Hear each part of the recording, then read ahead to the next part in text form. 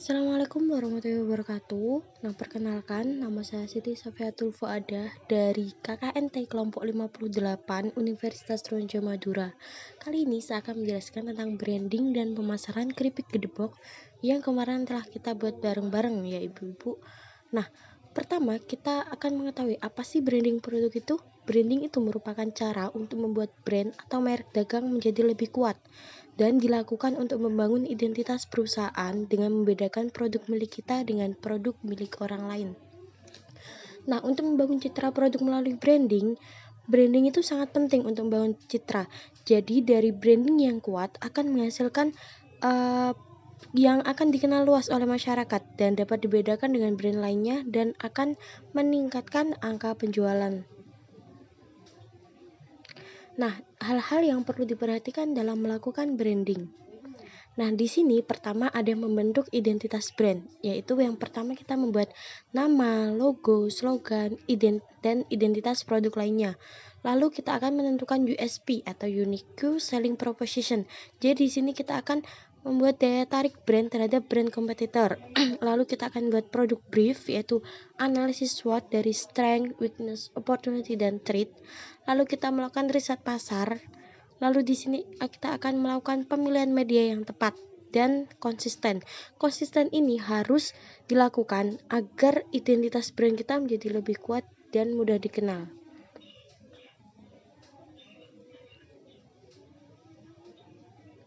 Setelah itu di sini ada contoh branding dari produk Indomie. Di sini logo merek produk Indomie ini terdiri dari beberapa warna, yaitu ada warna merah, kuning, dan hijau. Warna merah di sini itu menonjolkan produknya. Lalu garis kuning di sini melambangkan bentuk mie Indomie-nya.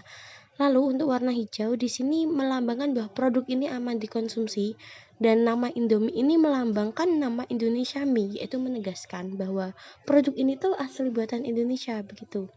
Lalu di sini kita akan mencontohkan branding produk dari keripik gedebok kita. Di sini kita akan menentukan nama brandnya, yaitu Gedebok Crispy. Lalu nama produsennya itu Kampung Gedebok Tambarjo. Untuk logo Kampung Gedebok Tambarjo ini di sini ada warna hijau untuk keseluruhannya, yaitu menggambarkan eco-friendly, jadi memanfaatkan sumber daya alam yang dapat memiliki nilai guna.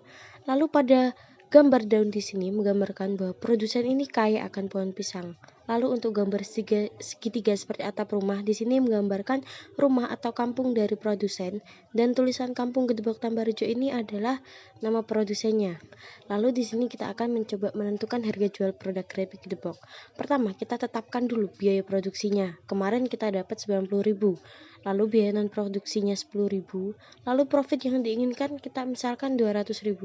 Dari produk kemarin kita menghasilkan 100 produk, maka jadi diakumulasikan bahwa harga jualnya mendapatkan Rp3.000. Setelah itu kita akan melakukan analisis SWOT terhadap produk keripik gedebok. Pertama, strength. Strength itu kekuatan yang dimiliki oleh produk. Yang pertama yaitu di lingkungan ini tidak ada yang menjual produk yang sama dengan produk ini. Lalu bahan bakunya mudah didapatkan. Setelah itu produknya unik, dapat bertahan lama dan beraneka rasa. Weakness-nya ini kelemahan, yaitu produknya masih awam di kalangan masyarakat, lalu bahan baku yang mudah rusak, dan keripiknya jika ditindih itu akan cepat rusak. Lalu opportunity ini merupakan peluang. Dari kondisi masyarakat yang konsumtif ini akan mempermudah untuk memasarkan produk, dan bahan baku yang jarang digunakan ini menjadikan produk ini menjanjikan. Lalu threat itu ancaman. Lalu di sini kita akan melakukan contoh branding produk dari keripik gedebok. Di sini kita membuat stiker dari produk kita. Di sini untuk kemasannya kita menggunakan plastik sanding pouch dengan kemasan 40 gram. Pada stiker ini terdapat logo, terus nama, terus aneka rasanya, seperti itu. Lalu kita akan belajar marketing. Apa sih itu marketing? Marketing itu merupakan sebuah proses sosial dan manajerial dari konsumen untuk mendapatkan apa yang mereka butuhkan melalui penciptaan, penawaran, dan pertukaran segala sesuatu yang bernilai dengan pihak penjual. Lalu tujuan marketing itu ada banyak, yaitu pertama memahami konsumen dan pasar, memproduksi barang yang sesuai dengan keinginan pasar, membangun ketertarikan positif untuk produk, memenuhi target pencitraan yang diinginkan, lalu conversion rate-nya tinggi, yaitu tingkat penjualannya tinggi dan meningkatkan kepuasan konsumen. Nah, setelah itu kita akan melakukan strategi marketing. Nah, di sini pertama kita melakukan riset produk terlebih dahulu. Untuk melakukan riset produk, kita akan melakukan analisis SWOT seperti yang telah kita bahas tadi. Lalu kita melakukan riset pasar, yaitu segmentasi demografis, segmentasi perilaku, segmentasi psikografis, dan segmentasi geografis. Setelah itu kita akan melakukan analisis pengguna. Jadi profil konsumen kita itu seperti apa, lalu kebiasaan konsumen kita juga bagaimana, dan siklus penggunaan produk mereka juga. Setelah itu kita akan melakukan analisis media pemasaran online. Nah, di sini kita akan menggunakan dua media pemasaran lewat marketplace dan sosial media. Dari dua-duanya tersebut pasti memiliki kelebihan dan kekurangannya masing-masing.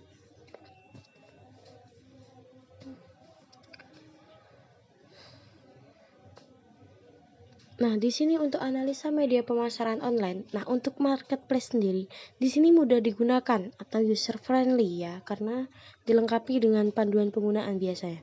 Lalu yang kedua itu tidak memerlukan biaya tambahan untuk membuka toko. Setelah itu potensi pasar lebih besar dan jangkauan lebih luas. Namun persaingannya ketat dan brand awareness dengan kontrol yang lemah. Dan fitur pencarian tidak tertarget karena banyak penjual yang barangnya sama. Nah, untuk marketplace ini contohnya banyak di sini ya, seperti Tokopedia, Shopee, Bukalapak, Lazada, dan lain-lain. Lalu kita analisis media sosial. Nah, sosial media ini lebih mudah menumbuhkan brand awareness dan reputasi baik dari produk. Lalu promosi yang dilakukan bisa lebih masif dan menjalin hubungan lebih dekat dengan konsumen. Akan tetapi rawan penipuan. Nah, lalu tidak memiliki fitur chat yang efisien dan harus mentaati aturan dari aplikasi agar tidak diblokir.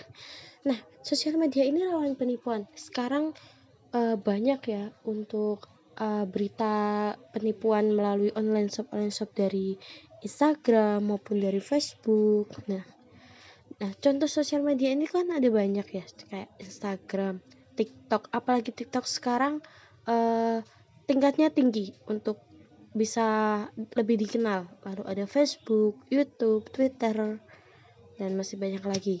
Lalu di sini ada jenis-jenis marketing, yaitu ada marketing transaksional dan marketing interaktif. Untuk marketing transaksional, itu strategi penjualan yang berfokus pada volume penjualan dengan pelanggan dengan tujuan utama meningkatkan volume penjualan sebesar-besarnya dalam jangka pendek. Nah, contohnya Shopee 66 yang kemarin. Nah, jadi pada event itu terdapat diskon besar-besaran namun dalam jangka waktu yang pendek. Lalu di sini ada marketing interaktif, yaitu metode pemasaran yang mana konsumen terlibat langsung dan mengharapkan adanya respon dari perusahaan untuk memenuhi kebutuhan mereka. Contohnya di sini ada survei dan kuis, video interaktif dan produk custom. Nah, survei dan kuis ini bisa kita lakukan buat upgrading produk kita biasanya. Nah, ini juga bisa dijadikan sebagai marketing supaya produk kita lebih dikenal oleh masyarakat. Nah, setelah itu kita akan mencoba belajar cara beriklan di media sosial. Nah, di sini kita akan mencoba melakukan iklan dari Instagram dengan menggunakan Facebook Ads Manager. Nah, sebelumnya akun Instagram kita itu harus akun bisnis ya. Nah, lalu kita akan tentukan tujuan iklannya atau campaign objektifnya. Nah, apabila di sini tujuan sudah ditentukan, maka Facebook akan menentukan format dan pengaturan lain secara otomatis. Lalu kita membuat judul untuk campaign-nya dan tanggal perkiraan berapa lama campaign akan berlangsung. Lalu kita mengatur target audiensnya. Lalu di sini kita mengatur posisi penempatan iklan. Nah, di sini karena kita akan menggunakan Instagram Ads, maka kita jadikan Instagram sebagai lokasi penempatan iklan.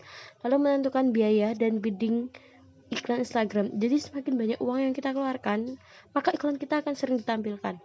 Setelah itu kita mengatur setting iklan, jadi pilih format yang diinginkan seperti apakah video, gambar, slideshow, dan lain-lain.